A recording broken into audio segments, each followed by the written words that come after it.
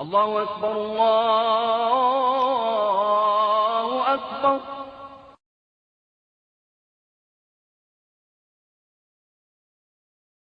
Venons-en au dossier de cette édition consacrée à la décision prise par 30 à 70 000 personnes en France de se convertir à l'islam. Ce sont essentiellement des femmes qui font ce choix. Pour quelles raisons? C'est ce que Pierre Nicolas et Jean-Michel Mier ont demandé à deux d'entre elles. Écoutons leur témoignage. Géraldine est fière. Fière d'être bretonne, fière d'être française et fière d'être musulmane. Aujourd'hui, quand elle se promène avec ses enfants dans cette cité de l'Essonne, c'est la mosquée qui l'attire, plus l'église. Avant, lors des journées mondiales de la jeunesse, elle lançait des hurrahs au pape, la croix au cou. Pied de nez au Vatican, c'est le 15 août dernier, jour de l'Assomption, qu'elle a finalement choisi d'embrasser l'islam. Elle n'a eu qu'une phrase à prononcer. La ilaha illallah wa Muhammad Rasoul Allah. Excusez-moi pour l'arabe, encore un peu de mal. Il n'y a qu'un seul Dieu et Muhammad est son prophète. Son sens de l'orientation, elle en rigole, est aussi approximatif que son arabe, mais elle s'applique. Et là je suis évidemment inversée. Donc, cette boussole spéciale indique la Mecque. Donc il faut suivre cette direction-là pour la prière.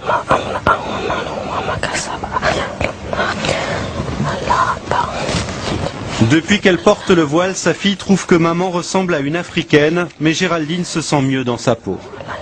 Avant ma conversion, elle me prenait plus pour une femme française facile, etc. On va dire vraiment quelqu'un qu'on va draguer et c'est tout. Depuis que j'ai le voile et que je suis musulmane, je suis une femme qu'on respecte et une sœur.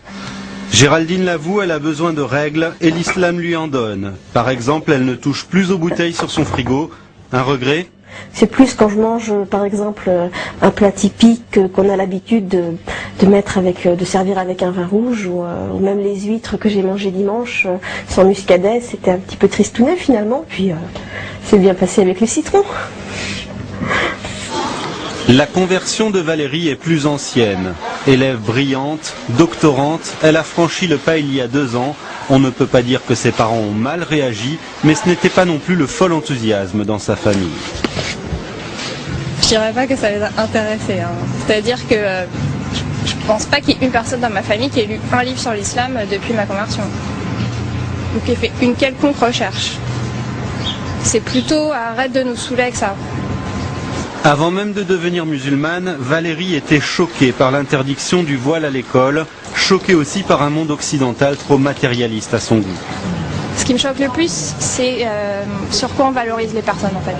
C'est bien si on est compétitif sur le marché, même si on est un peu requin, un peu filou, arnaqueur, c'est pas grave, si on est compétitif, si on sait se vendre, tout est une question de commerce, il n'y a plus que ça.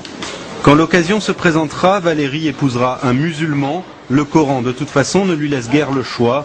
S'ils ont des enfants ensemble, elle les éduquera selon les valeurs de l'islam, libre à eux de choisir leur religion quand ils seront majeurs.